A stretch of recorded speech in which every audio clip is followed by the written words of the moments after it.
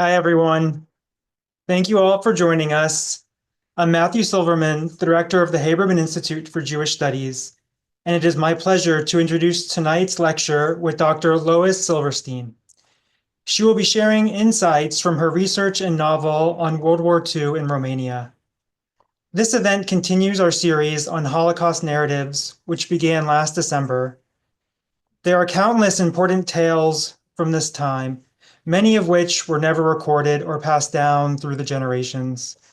Tonight, we have the opportunity to hear and reflect on more of these significant narratives as we not only reflect on the past, but experience this complex moment in our story today and look to the future. If you missed the previous programs, they're all available on our website on our program recordings page. We extend our gratitude to Andrew R. Ammerman for sponsoring our Winter 2025 lecture series. Andrew dedicates the semester's learning in loving memory of Josephine and H. Max Ammerman and Stephen C. Ammerman. Sponsoring lectures is a meaningful way to honor or remember a loved one, commemorate a significant occasion, such as a yard site, or celebrate a personal or professional achievement. Your sponsorship donations, as well as contributions at all levels, allow us to continue offering these lectures free of charge for all our participants. We have many engaging lectures coming up, including one next week with Dr. Rachel Korazim, who is a world-renowned Israeli scholar and educator. She teaches for Pardes and Hartman, among numerous other organizations, and has taught many clergy and Jewish leaders throughout the world. For more information, please visit our website. As always, feel free to submit your questions via the Q&A button on your Zoom screen. Kindly keep your questions concise and in complete sentences. We will address them at the end of the lecture, but you can submit them at any time during the presentation. As with most of our lectures, this one is being recorded and will be available on our website. And now it is my pleasure to welcome Art Hessel, the Haberman Institute Vice President, who will introduce today's speaker. Welcome, Art. Thank you. Thank you very much, Matt. And hello, everybody. Good evening, good afternoon to those on the West Coast. Happy Wednesday if you're viewing us from Australia. We welcome our national and international audience. Tonight's program, as Matt said, is with Dr. Lois Silverstein, speaking about her book, When Crying Stops, Echoes of the War in Romania. Lois Silverstein is a native of New York City. She went to both Barnard, where she has a bachelor's degree, and Hunter College, where she got a master's. Then, very bravely, she went to French-speaking Montreal to get a PhD in English at McGill University. And for most of her life, I believe she's lived on the West Coast in San Francisco, where she is right now. Lois Silverstein is a very, very versatile person. She has written 4 novels, including the one she's discussing tonight. So she's an author. She's a playwright. She wrote and performed in a one-woman show, so she's also a performer. She's a lecturer. She's a teacher. She's taught creative writing and many other things related to that at various universities in California. And she, to top it all off, is a therapist and has an active arts therapy practice. I'm excited to hear about her new book published very recently in 2024. And Lois, with that, I give the Zoom floor to you, and I will be quiet. Thank you very much, Art. Hello, everyone, near and far. I appreciate your taking time to come and hear the talk tonight about my book, When Crying Stops. It's been a very major experience for me, writing it. I'll tell you about it as I speak. I'm going to start with an opening paragraph from the prologue of the book. I went to see them after my trip. They'd moved to the other side of Canada by then. I didn't tell them I was coming. The whole way back and forth, all I could think was whether they would say yes and finally tell me uh, what I wanted to hear about. Now that I had gone over, seen with my own eyes, touched what was left of walls, and breathed the leftover air. But by the time I stopped in front of their green door, all I wanted to do was run away. You went where? I hoisted my suitcase upright. Mein Gott, something's left? I stared at the brass nameplate gleaming under the hall light. Gladstein, 3E. I sucked in my breath. You're looking for what? Anyway, this is the opening paragraph of my book, When Crying Stops, from the prologue. It introduces the narrative, the literal narrative of the book, the one in which the narrator, who you might think is completely me, but it is not. The name of the narrator is Myra Kravitz, who stands at the doorway of two of the three survivors of the Romanian Holocaust. So it's talking about the actual thing that happened that caused the writing of the book and the inner geography, the conflict, the fear, the anxiety, and the doubt that drives the visit in the first place and the ensuing events. My intention in talking to you tonight is to introduce you to both these geographies, to give you a little taste of each of them, and in so doing, suggest how we might begin to act in ways that could produce peaceful coexistence that we want in the world. For me, one enables the other. The what I call the nameless, unremembered acts after Wordsworth, both individual and collective, that helped that happen. I learned this over and over again in writing this book. I learned that there are small inner things that happen that so influence our outer choices that we really can't be effective in the world without both of them. It's like stopping at a stop sign in the middle of the night, even though there's not another car in sight or a police person.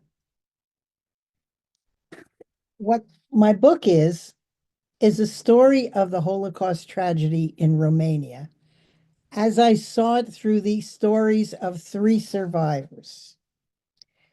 Through research I did and my own imagination. Because I like to see things in from many different sides, like a kaleidoscope, which I adored as a kid. I have written it in a way that accounts for the multiplicity of narrators. It has a multiplicity of styles and a multiplicity of time periods. As a reader, some people will like this and some people will not. You have to be active in keeping this and these in place. It requires attention and work, just like a piece of music does. While different instruments create differentness, tension, and other things come into it as a result of flutes and violins, cello, and horns, you have to hear the music that evolves, that comes from the joining of these instruments. You can only begin to understand what you're seeing, reading, or listening to through seeing it through multiple eyes. Of course, it's tense, and some people don't want to spend their time reading like that.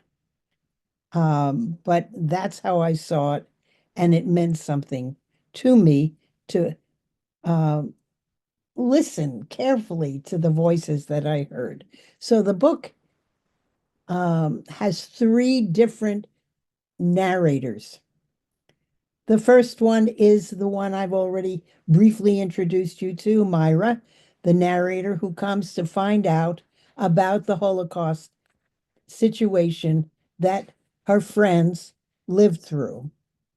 Then there is a folk chronicle of the history of Jews in Romania from about 1000 AD, BCE. Then there is the third narrative, which is written by a young man, a Jew, a would-be scholar, who inherited notes from his grandfather about being a Jew in Eastern Europe. I've interspliced these. They tell the history in different ways. We see David, who is the young man who lives through Chernovitz and the growth of the fascist dictatorship that ruled in the country in the 20s, 30s, and 40s. He is writing the manuscript that we read, which is my version of a folk version of the stories of the Jews as they moved from settlers to traders to business people to scholars in that country. And the third story is, as I say, Myra's 3-day visit with these survivors. The end of the book, let me tell you right now, is not a heroic tale, a heroic celebration. It's quiet, it's human, and for me, it's a solid place that Myra comes to after she has learned about the war and has had many, many moments where she's been terrified to find out about it. But it does lead her to some sort of resolution. It's important to me to say that right up. Just like it's important for me to say to you, people have come up to me and said, well, why would you want to include any of the horror stories that happened during that world period in the world? Let me tell you that I am not in this for gratuitous violence. I keep things down to a minimum, but I have my own opinion of what was important to me about including that material. It doesn't end that way, and it doesn't come out in total celebration, but it comes out in some sort of resolution and acceptance.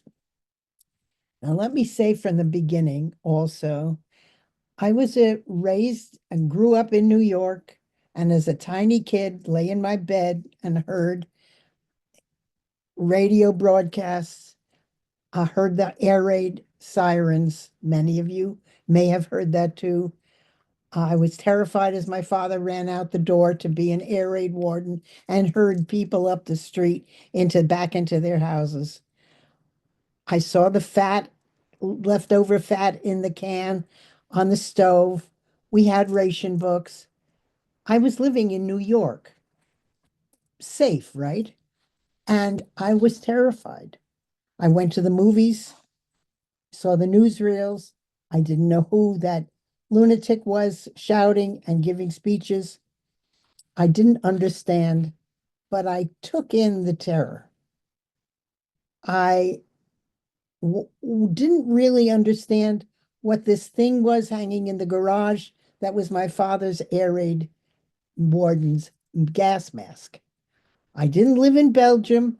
I didn't live in Lvov. I didn't feel a bomb crash into the roof of my house. I didn't have any of those experiences. When I met whom I call the Gladsteins in Montreal, I was riveted to them as if the fears that I had as a child got magnetized into the stories that they began to tell me. I believed that what they were saying was something that I knew. I didn't, as I say, firsthand, but I was as terrified talking to them as if it were happening to me. I also grew up, as some of you may have, in a period of time when authoritarian upbringing wasn't foreign. What my mother said made all the difference in the world, and there was no way out of it. I feel like she carried her own family's immigrant experience, as many of you know yourselves, across the ocean and brought it into their house and brought it into my life. To me, finding out what this shadow that was hanging over me was crucial. I I didn't understand. I was terrified not only of the imagined history, but when I started to speak to these three remarkable people, I was terrified of asking them real questions. I knew they didn't want to talk very much. They didn't think that their story was important. When I started to have the feeling of wanting to write their story down, they poo-pooed me. They said, no, our story is just like everybody else's story. It's not important. It's not vital. Who cares? It's over. Forget about it. Okay, I felt differently. I was a student of literature, so that was where I gravitated to, I thought. But that wasn't the point. The only way I could come to terms, I didn't know this when I started the book, come to terms with that fear and deal with that shadow was by writing. The book itself can tell you some things about the actual war, the years before, the years during, some of the years after. It's not a chronicle by itself. It's a very human document. But what I hope it gives is a contextual picture and story of what it feels like to go through this and try to live a life that has some dignity and in which your purpose is not revenge, is not anger. And that is very, very difficult, as we all know. But I have persisted to try to bring to life what I heard in these people's stories, which I will say again, were not given to me whole cloth. They never sat down with me. Their names that I give them in the book are Meyer, uh, Meyer, Golda, and Hannah. They never sat down and told me a complete, unadulterated tale of growing up in Chernovitz, of their fathers and mothers and grandmothers' lives. They didn't do that. They gave me a bit here and a bit there. I called on the phone. I got things in the mail. I got recipes. I traveled up to Canada again when I moved away and I got it. I've been told by knowledgeable friends that this is a way very often a survivor will report what happened in fragments. I'm used to that. I write a lot of poetry, have had a number of my poems anthologized and which show some of those tactics or strategies.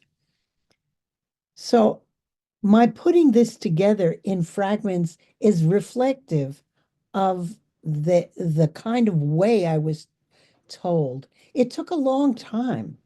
I had to grow up away from these terrors and fears that I had as a child. my childlike view of what it was like. I had to stop seeing these people as purely as heroes, but as ordinary people, just the way I was. And I wanted to capture some of that because they were so real. And somebody asked me right before we talked about the location, of Chernovitz and its relation to the Ukraine. And I always felt with these three people, however different they were, however foreign to me they seemed, uh, that there was something very kin. Now, maybe it was being Jewish, maybe it was my grandmother to whom I couldn't say a word in Yiddish. I don't know.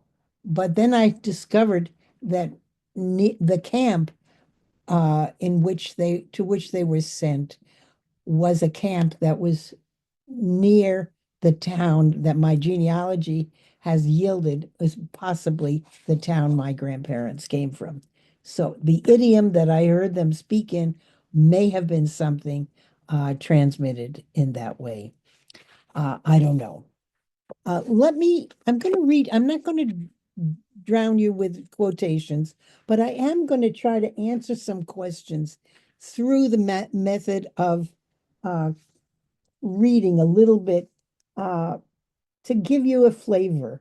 I want to give you a flavor of these people who I have now am always calling my ancestors. Schatz, Mayer called as he swung open the door, his white hair fanning like a flag. You came, he said, and pulled me close.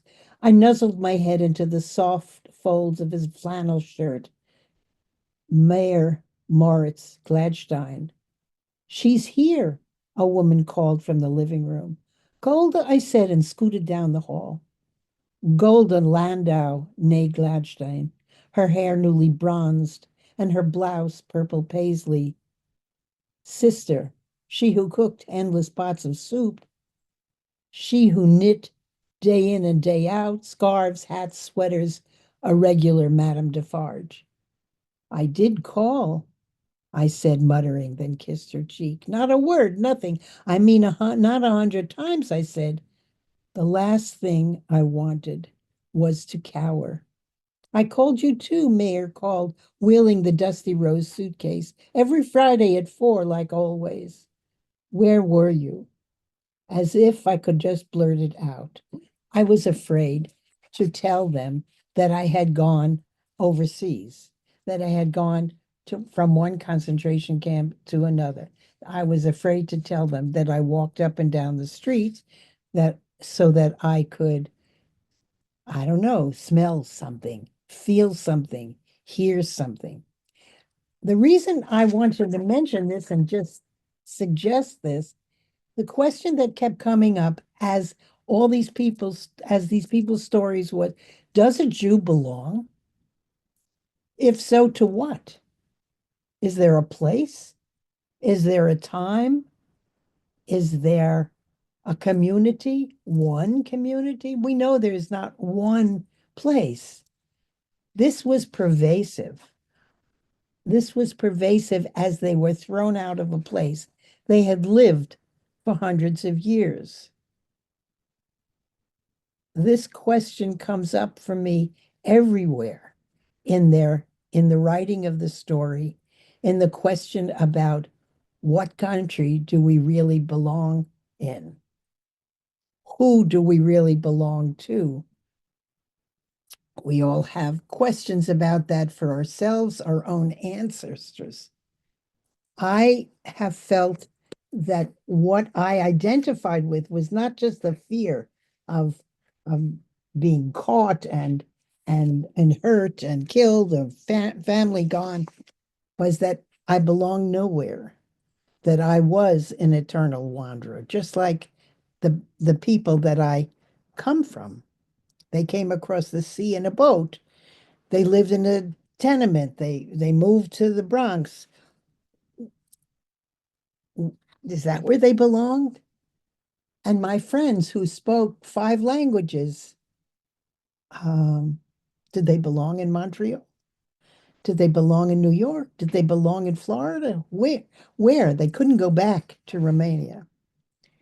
When they went back to Romania after they got out of the camp, what happened? The people who lived in the neighborhood had taken their house. They wouldn't let them into the house. They wouldn't let them stay over in the house. This is our house now, not yours. We thought you were dead.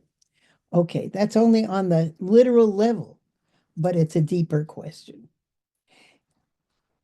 The other point that I faced in talking to them in their apartment is, what is our obligation to our ancestors, to Jews who had died? What do we need to do? What are our actions? We were talking right before the broadcast tonight. I'm the last Silverstein. What obligation do I have to keep that name alive? Is it important to keep the name alive? And if so, why? Is it purely a vanity issue? Let me read a tiny bit, just an opening paragraph to you from the story that I tell about the history. I call it the Gladsteins of the Bukovina. The Bukovina is the region where these people lived, like many other Jews. And I'll never forget the morning that I stood in the house, the apartment in Montreal, of the woman Hannah, who became my Latin teacher. And she said, where are you from? And I said, I'm from New York. And I said, and where are you from? She said, the Bukovina. I think it was the first time I ever heard that word. And she said it quietly, but with pride. And I was so embarrassed and so ashamed that I couldn't respond at the level that she was offering that to me. Out of the desert they came with a cloud and a flame, their God, a set of laws and a book. They crossed seas, they crossed mountains, they walked through forests of linden tree, oak, and pine, across swampland, meadow, and grassy plain.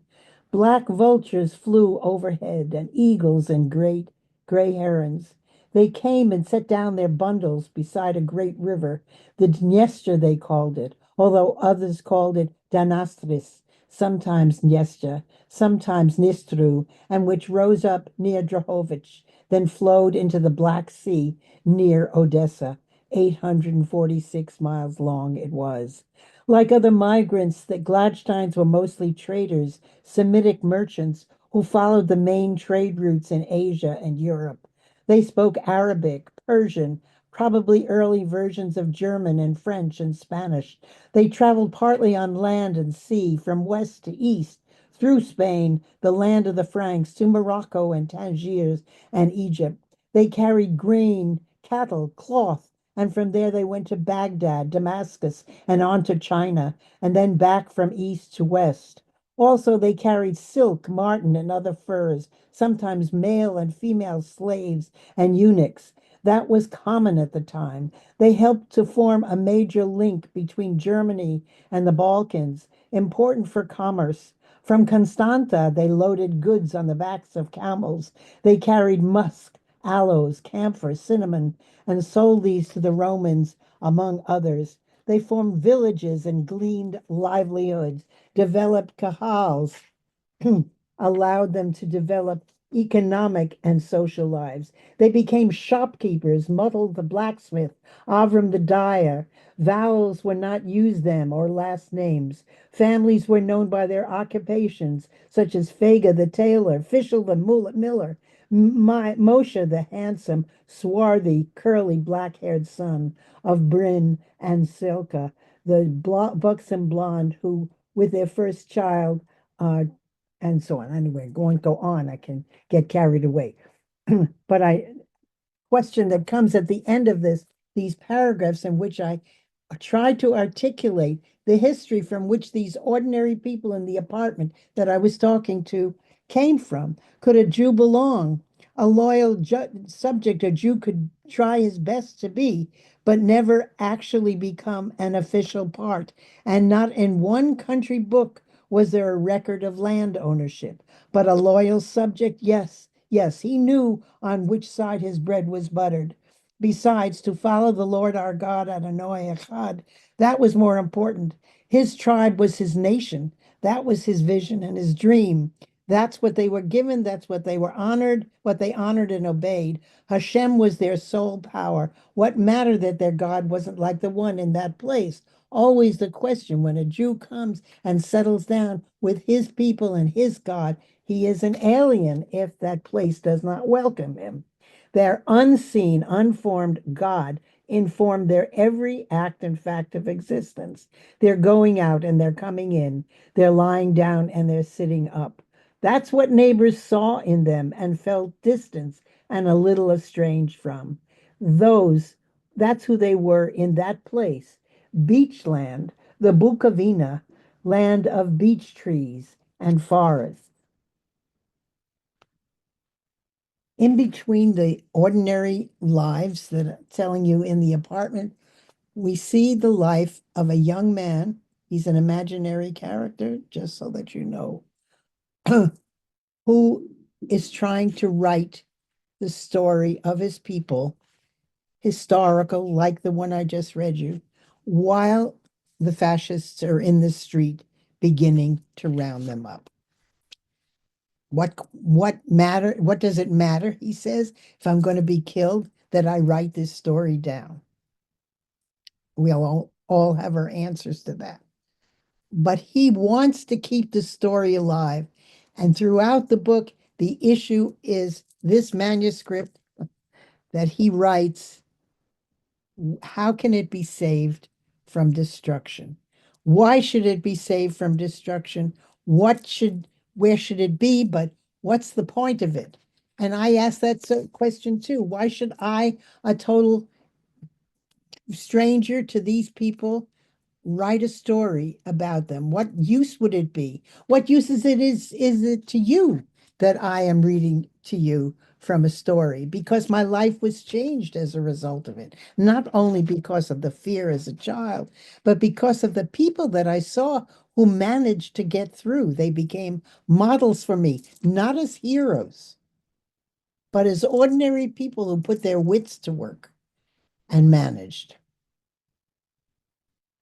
Antonescu was the leader of the fascist, one of the main leaders, good friend to Hitler,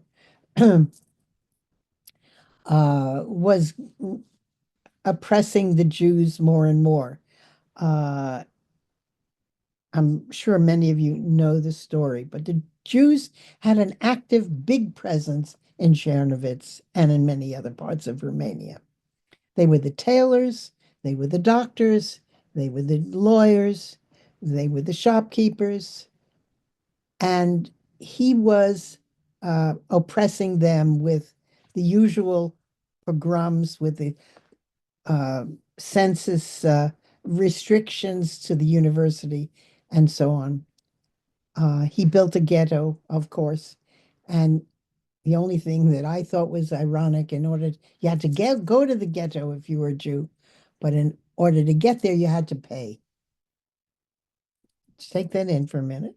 You had to pay a tax in order to get in. They took it from you as you entered. From the ghetto, increasing murders, children thrown out windows, students murdered in the streets, the rabbis. The government declared they had to leave. To where? They asked, and they said, where we're telling you to go, and you'll walk. So my friends, become my friends, walked from Czernowitz to Bershad in Transnistria, which means across the river. However old the grandmother was, however crippled the mother was, however young, however sick, they had to go. All right. You know the story from elsewhere, but let me read a tiny bit to you of the walk because I think it tells you something that you may not want to hear, or you may hear, or you've heard a lot before. Actually, let me make an interruption here and say this to you. Some people have asked me, said to me that they don't want to read such a book because it triggers memories that they have, triggers memories of their own experience or their family's experience or friends that they know. I totally sympathize. Skip those parts if that's what you feel. On the other hand, the importance to me is I tried to make it, I didn't try to enlist catalogs of terrible things that happened. And my friends resisted and reluctant as I interviewed them to tell me too much. On the other hand, I felt it was important to see what actually happened so that I could identify with reality and not my fantasy. And in identifying with reality, I thought I would have a better understanding of what actually happens in such a situation. Um, so I want to read a tiny bit to you about this. I'm self-conscious about reading too much. I know it gets boring when you listen to someone talk. The day before we went to war, Mayer said, settling in on his worn brown recliner, they made a big announcement. The entire Jewish population is hereby advised to show up October 11th, 1941 at 6 a.m. The radiator started blasting heat. Golda pulled off her violet cardigan. I rolled down the green and brown Afghan across my lap. Mayer handed me a map that he slipped out of a worn gray loose leaf binder. The ghetto, he said, and he showed me the map. The Jewish menace is its great numbers. If it surpasses our powers of national resistance, this is Antonescu, the dictator of national resistance, and we do not take any measures, we die as a people. So his quest was to keep Romania Romanian, the same Nuremberg kind of laws that Hitler enforced in Germany. We die as a people. We believe that there are from 1 million to 200 million Jews in Romania. If there be but 1 million, as they claim, the Romanian people will face mortal danger. Okay, so when I speak about not belonging in a place, these people had lived there for hundreds of years. These people had businesses, professions, families.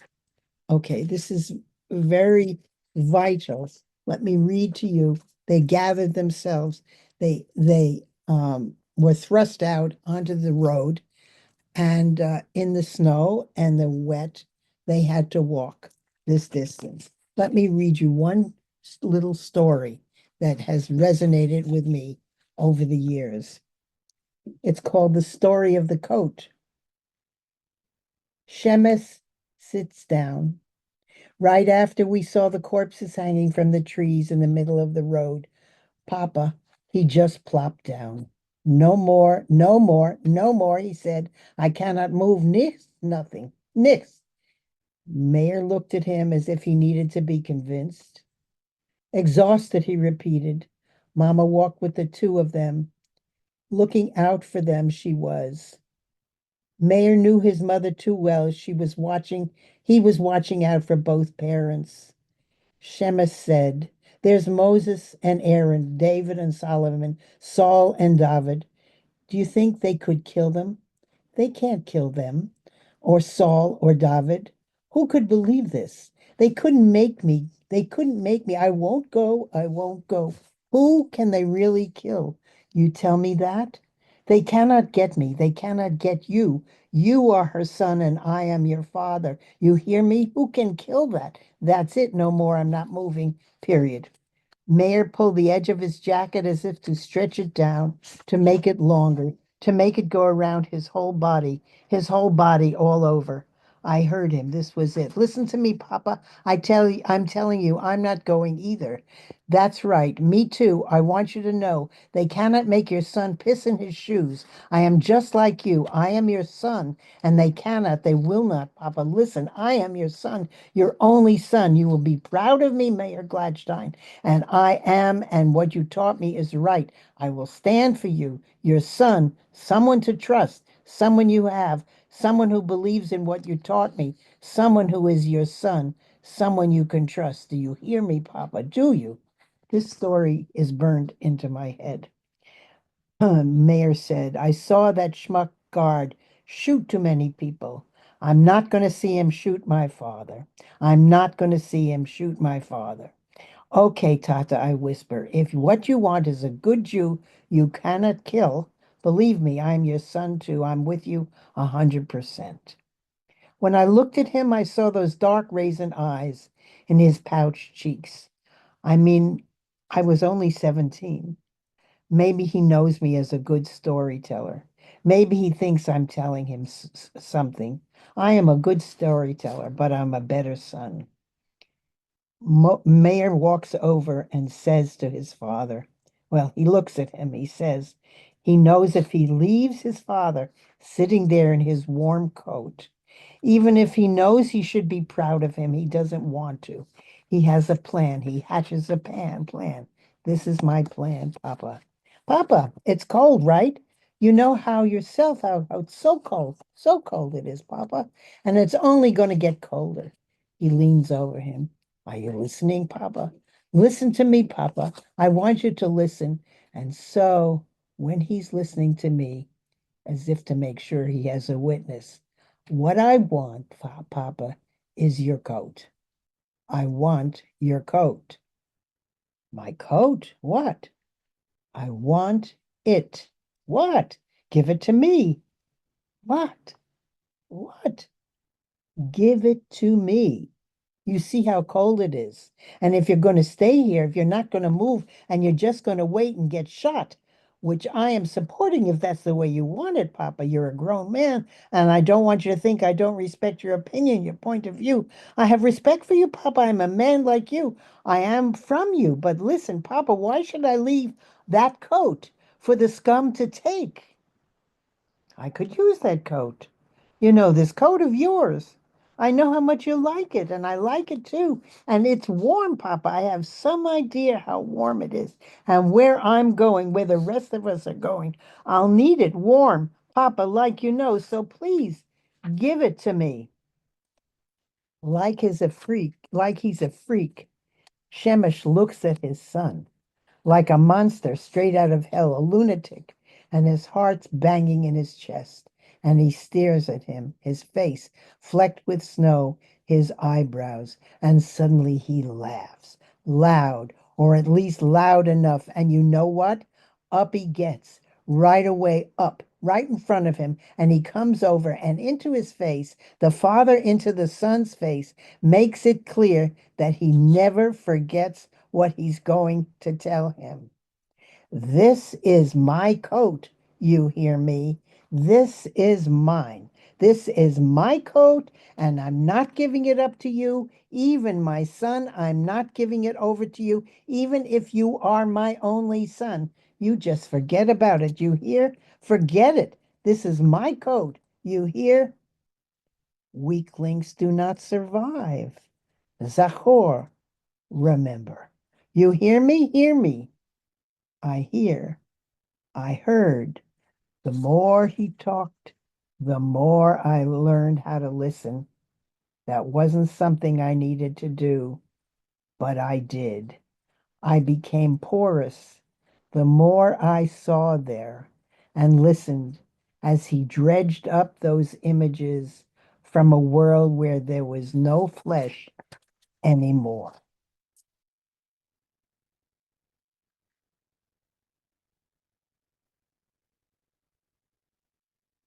What are some of the factors at play here? One of the things that makes me feel that this book can lead you to something that's more than listing the sufferings of thousands, hundreds of thousands of human beings. In other words, what do we do with such a story? Why read it? Why think about it? A lot of people are saturated with Holocaust stories. I understand that. As I said, different people have told me they will not read it because it triggers their own experiences. They don't want to relive them. I don't blame them. Others because they don't want to fall into despair from listening to this. We've had other tragedies than those 70, 80 years ago. As I said, I don't mean anybody should be forced to read anything like that. But a story like The Coat gives me a taste of some of the moral issues that arise more than killing and murdering people. It's trying to relate to deeper issues that are around father and the son fighting in the midst of a tragic situation over the coat. My intention was to evoke or invoke a reality so that I myself could work it through. My friends are no longer alive. I don't know what they would think of my retelling, my way of telling this story. They never tried themselves to elicit emotion from me that would make me feel sorry for them or sorry for the dead people that they saw around them or sorry for the difficulties they faced when they left the camp, but only by experiencing through them, through their words, through their bits and fragments, did I begin to feel something about no longer being a victim and how to free myself from it. Not that I believe it has totally happened, but if it happens at all, it made me think, listening to these stories, talking it through on occasion with the right people in the right circumstance. I felt like I was bringing the terror from under the bed, as it were, into the open, and I began to see how much of these larger issues started from individual greed for lust for power and even began the scapegoating with which they were persecuted. Um, for me, it seemed that unless the interior, what I was calling before, the interior geography of situations such as what I heard from them in with regard to the moments of difficulty. Only when those became transformed did I understand. I told you my one of the people, Hannah, was a Latin teacher.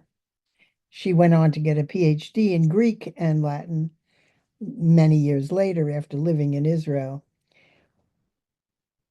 They started a school in the camp. They started a school they had a Latin teacher who was very well known in Chernovitz, who had no notes, of course, no books. But the few of them came and sat on the floor and learned the declensions, learned the cases, learned a language that had no relationship to what they were experiencing at that time. I was stunned by this.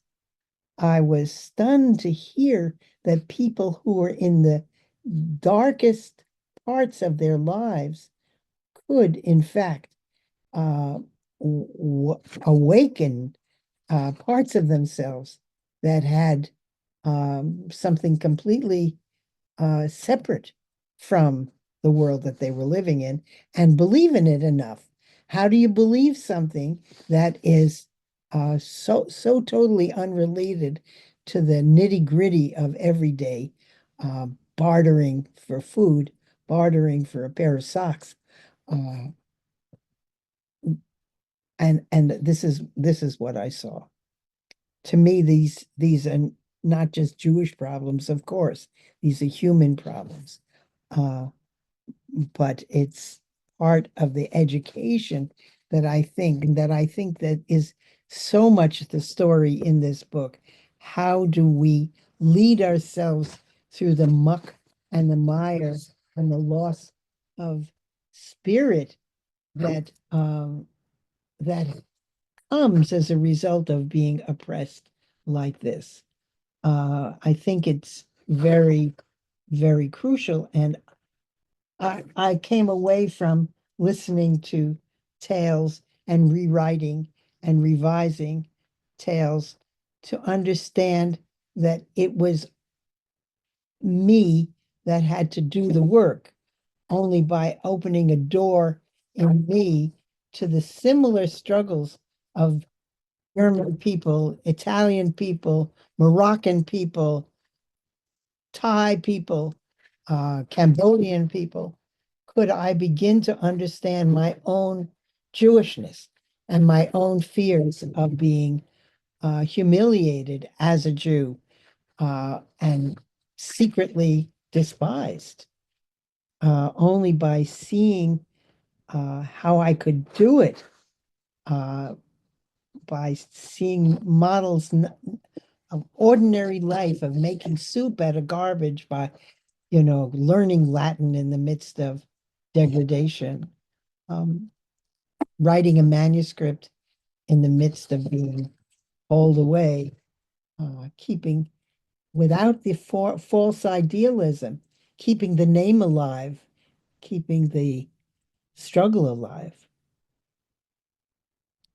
I didn't want, I wanted to, and I did begin, certainly a beginner, not to deal with the hard wiring of greed and lust for power that I see around me and in myself, trying to forge another way uh, to be a human being as well as a Jew. So I've come to the place where I will stop talking and allow you to ask questions if you choose. And I thank you again for coming to listen. Thank you, Dr. Silverstein, for such a engaging and passionate talk, filled with wonderful imagery from your book and the people's lives that you gathered the stories from.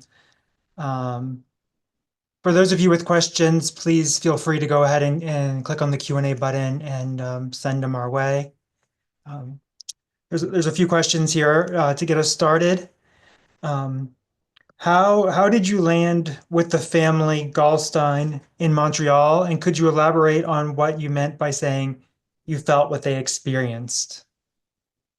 Well, I went to Montreal as a graduate student, um, and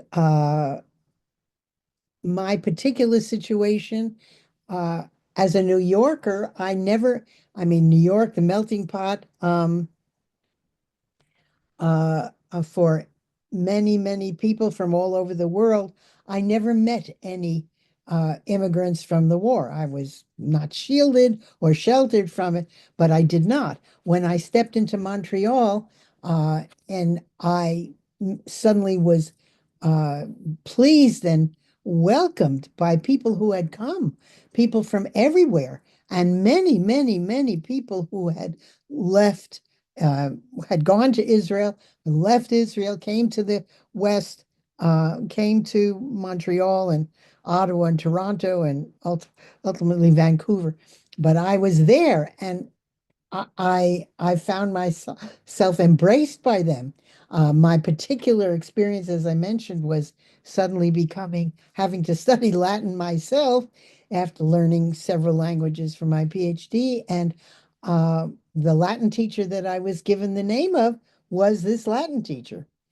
She was a Latin teacher at Concordia, and suddenly she was my Latin teacher, but we were suddenly friends. I mean, I just became close to her husband, close to her sister-in-law, her children.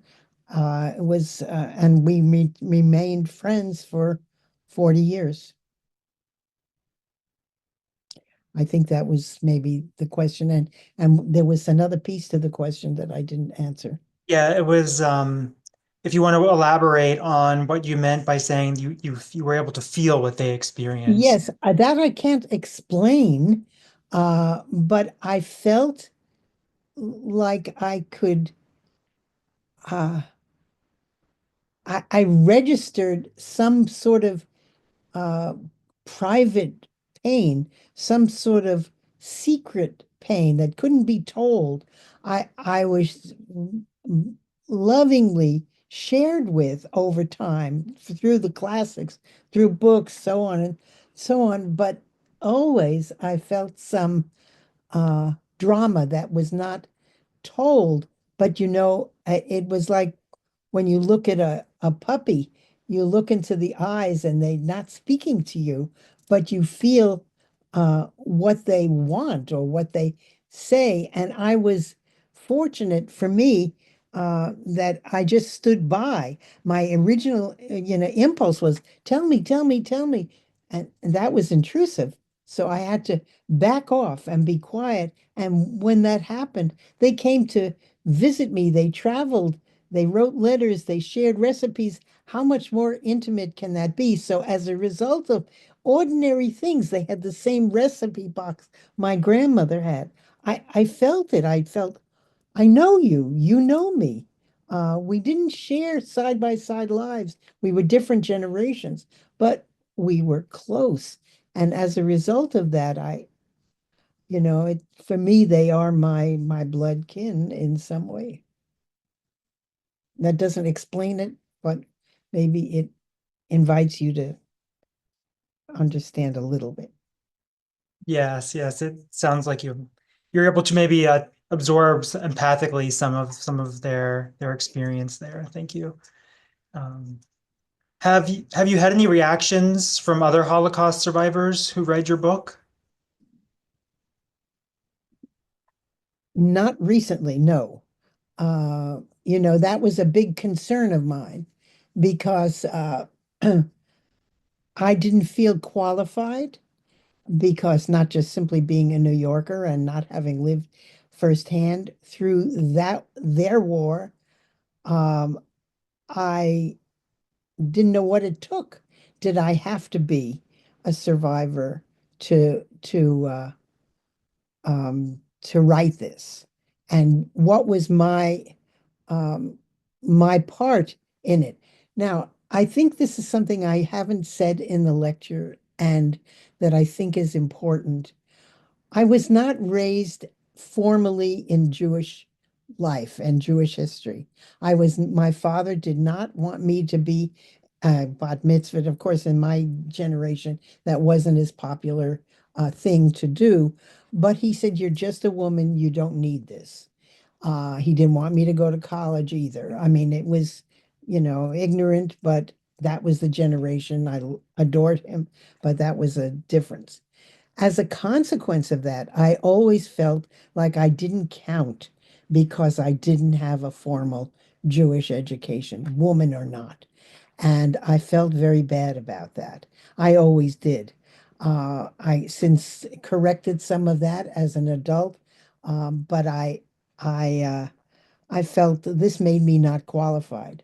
But as I tracked in my particular psychology, uh, some of that was relevant to me as a woman, as a daughter of this family, as the daughter with the last of the family name. Uh, I wasn't qualified. I never got that from my friends. They didn't, they never read the book. I read parts of it to them while I was creating it, but they did not say that to me. They never treated me as if I wasn't one of them. And I took some confidence from that. I felt like I didn't need a formal education in Jewish life, which, as I say, I've tried to accommodate since then, um, in order to write a book about this deep question of belonging and what to make of it. And I hope if they have, that somebody who has lived through the tragedy, which I certainly don't claim to understand beyond my limitations, that they would find an appreciation I have for what they have undergone and how they have survived. But I thought that a friend of mine who lives in Israel, said that she found it very important that I deal with my own American Jewish lack of Jewish education and include that in the book, that the struggle to write such a book, coming from where I came from, was a good thing. Thank you. As part of your description there, it sounded as if you were writing some of the book while some of your friends were still living. And so there's a question here about some of your process, is whether or not you recorded the conversations or took notes, and how did you realize you were going to be writing this novel as they were telling you these stories? Well, as I said, I was a young, idealistic graduate student. Uh, Everything went down on paper, but I was fortunate to get a tiny little tape recorder at the beginning, and I said, "Do you mind?" So I have these teeny tiny little cassette tapes. I don't know if they're called cassettes, micro cassette tapes, which I recorded. Lousy fidelity, but I have their voices. I have my questions. I transcribed all of their answers. Um, I, as I said, I write fiction and poetry, so I only used what seemed relevant to the story I was telling, but I tried to include their words when necessary, when it seemed appropriate. We didn't speak as if I was recording this for posterity. I don't know. I'm sure they would be very shy about that, and I didn't want to um, in any way tread on their privacy. But I did keep them. I still have them. I don't know where to put them when I pass on. I don't want to lose them. Yeah, and there might, I mean, I wouldn't, I don't know, but there might be some museum somewhere in the Yes. that would be very interested in having them and maybe transcribing them at some point. But No, that would be very wonderful. That would make me feel great. and question here, my family is from Bukovina, specifically.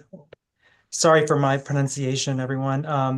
Storogenets, where the people you met, or were the people you met, German speakers, as was the case of my grandfather. And this person also noted, yes, there was great pride from coming from Bukovina. There was a Bukovina Society in New York in the 1950s. Yes. Well, yes, were German speaking. And at the beginning, since I grew up with Hitler on the radio, in the movie theaters as newsreels, I was terrified of German. I was terrified. I couldn't believe they were speaking German. That's how naive I was. I couldn't believe, why aren't you speaking Yiddish? Why aren't you speaking Romanian? Why? Well, they spoke all of that, but their main language was German, which, P.S., I've been taking up myself. I have started studying German when I was at McGill. I had to learn Latin, French, and Anglo-Saxon, but I didn't learn any German. So I have taken this up in my older age and can say a few lines, read opera libretti, and try my hand at Thomas Mann a little bit, Hermann Hesse, and I feel very good. But I got to say, my friends uh, were didn't want me to, don't bother with that Yiddish, Hebrew. And I did my share of that, but I guess I was imprinted. So back to the story of they did speak German. They didn't like to speak German after they left. When they were in Israel, of course, they learned Hebrew. They spoke Hebrew beyond the prayer book, and they spoke what your family probably spoke, which was all the different languages of the neighboring people and more besides. So it was quite. I was, thrilled by that. I don't know if they would be happy with my German, but Thank you. Another question here. Can you talk more about your interest in belonging from a psychological point of view? um, well, I think I'm one of those kids that was that just didn't feel like she fit uh, into the family of origin.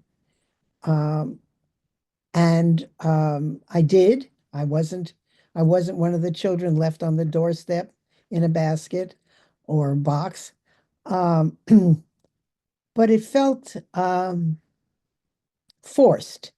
And then my choices of what to do in my life when I had them, like wanting to learn more about Jewish history and Jewish life and be part of a community and told, like many people, in women in particular, my generation, um, it's not necessary. You just stay home, get children, and so on.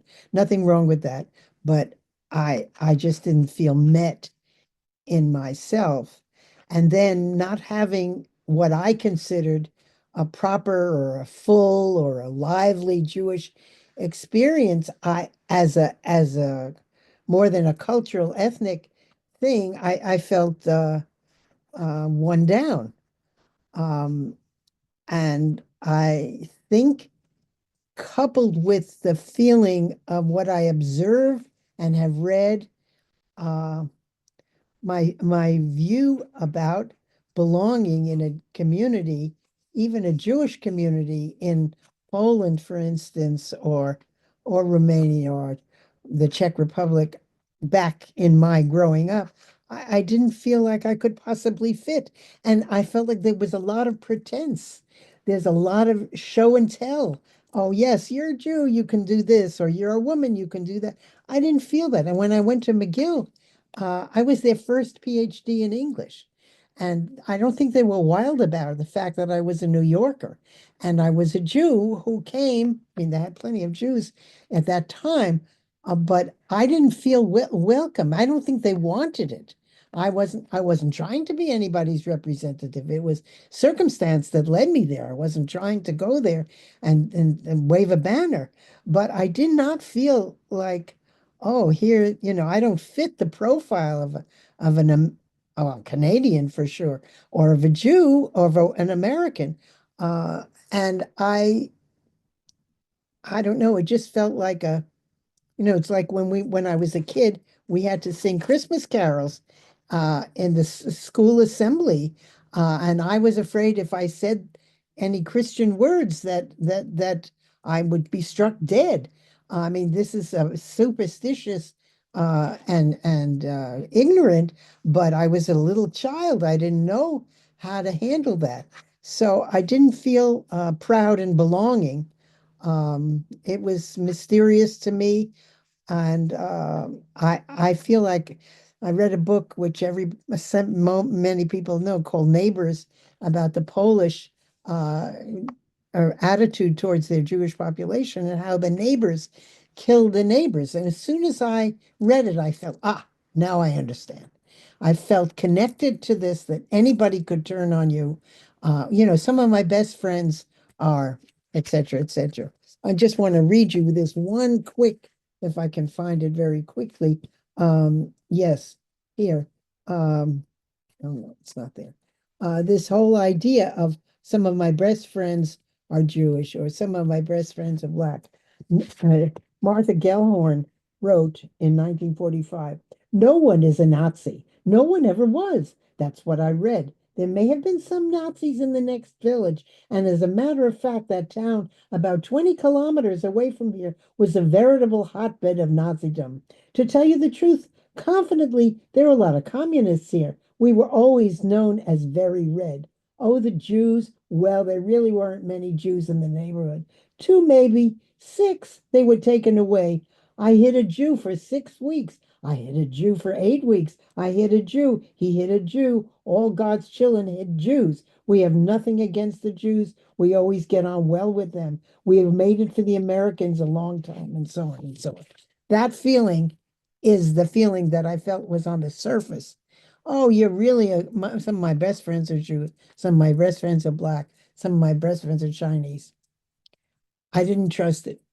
So that maybe, as I say, my particular psychology, I'm not trying to put that on anybody, but the combination for me worked um, to my detriment or now not, I you have to find where your comfort zone is. Thank you. Yeah, and um, one question here, continuing the theme of a psychology sort of and the difficult narratives that potentially come out. This person asked the fragmented memories you describe, other than the consequences of the trauma, could it be that survivors were put in positions where they were required to inform or discipline other Jews in their lives in order to gain favor with authorities? Yeah, I would even add maybe to survive, because that was their reality, and sure. there's yeah. Yes, for sure. That fear pervaded and persisted long after. My darling, the one image that's very striking, uh, my friend kept two refrigerators in his kitchen. One was filled with bread, a 6 foot refrigerator, rye bread, pumpernickel, white bread, sliced, unsliced, etc., top to toe, 6 feet. Other refrigerator was filled with cheese. All kinds of cheese, every kind of cheese, every size of cheese, every scrap of cheese. This was in Montreal in the 60s. He wasn't unable to go to the supermarket. He could drive. He had that. He would just open the refrigerator and show it to me. In the same way you keep the secrets that you had and you don't want to share them. I know they had secrets. I never went beyond the secret. I never wanted to go inside that because I felt like everyone is needs his privacy and needs his garden around him. I understand that, but that these things prevail, and I felt it. And I just hope, as I say, is a sort of a secret prayer of mine or wish of mine that they that whatever remains of their stories, they trust that I have cared for them and continue to. There's a nice follow-up question to how you just ended. Was there something that prompted you to finally decide to finish the book? And anything in particular? I don't know whether something in particular. Um, I uh, One of my teachers many years ago, he spoke about something that you should do something all the way through thoroughly. Thoroughly. I mean, if it's he didn't, whether it's cutting carrots for carrot cake or, you know, becoming uh chairman of a committee, chairwoman of a committee or writing a book. I don't know if that prevailed. I mean, even today when I was thinking of speaking, I was making changes. I wanted to say, well, will I say this? Well, they won't get it if that. It's as if you took the violin parts of the symphony and you didn't play the flute and the brass with it. You have to see it as a whole. I think that that's what I wanted. And each part of this book has a story from my side in writing it. And even when I read a little bit to you, I am wishing that, oh, do you remember that part? Because it is like a tapestry. So I had to keep working on it and then come to some resolution. Um,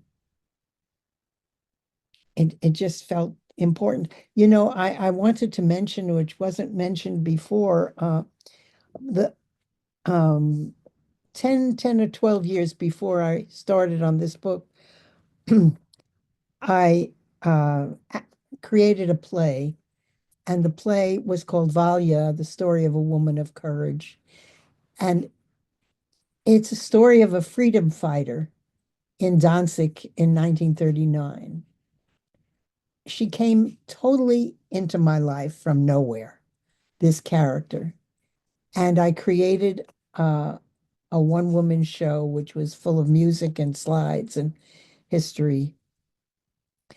And I felt, but just sort of related to the ending of the book, it made me feel that I had again welcomed that part of me that connects to all of our past. That I felt she was real for me, this freedom fighter. Uh, when I first performed it in San Francisco, a young woman came up to me and said, "Hey, that woman must have been your grandmother."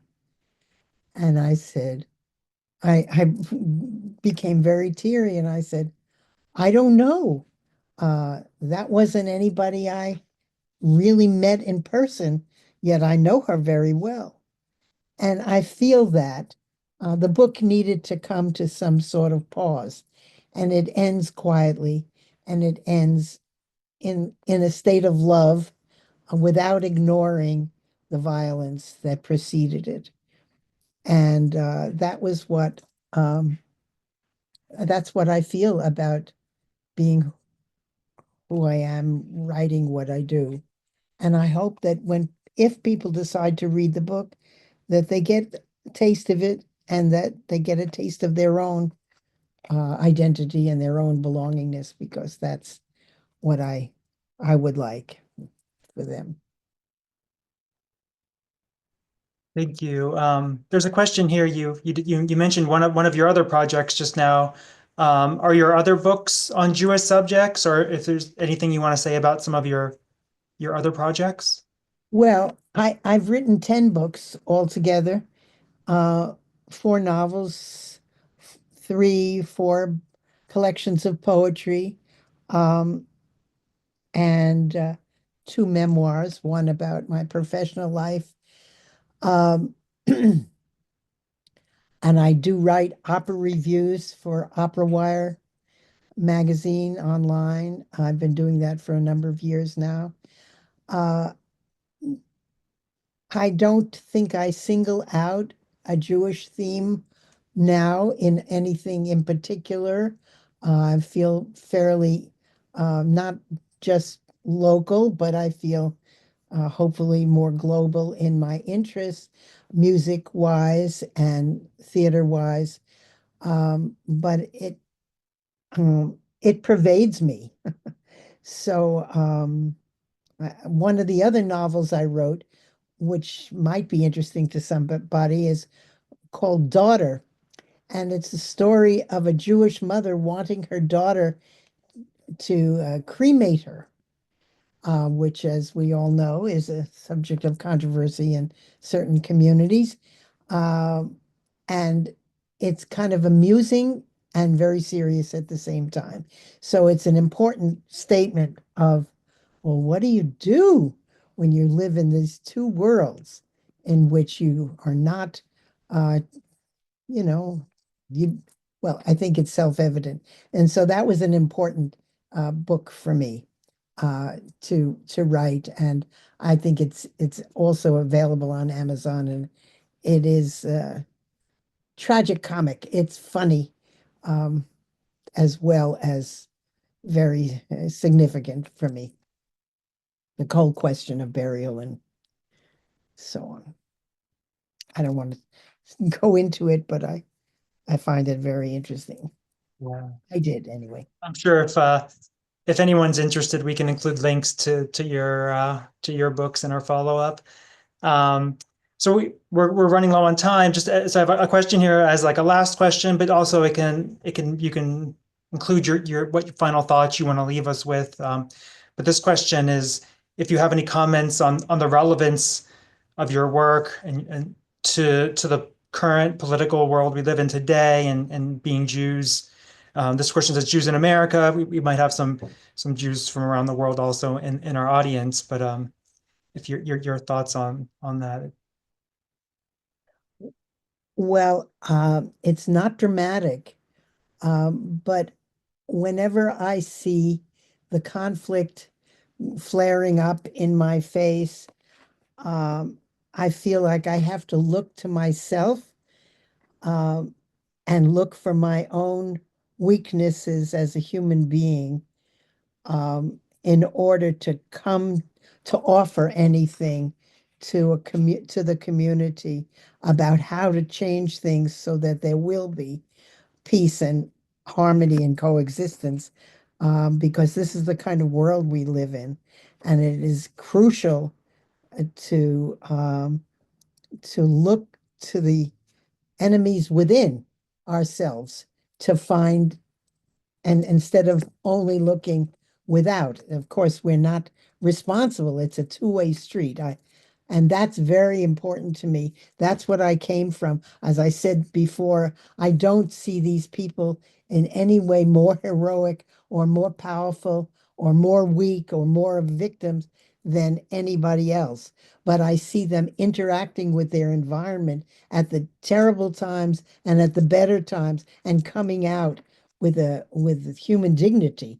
And that's what I want to feel at the end of my life, is that I have made a contribution that's sincere and honest, that looks to my own weaknesses and and adds them, uh, adds to them something strong and loving.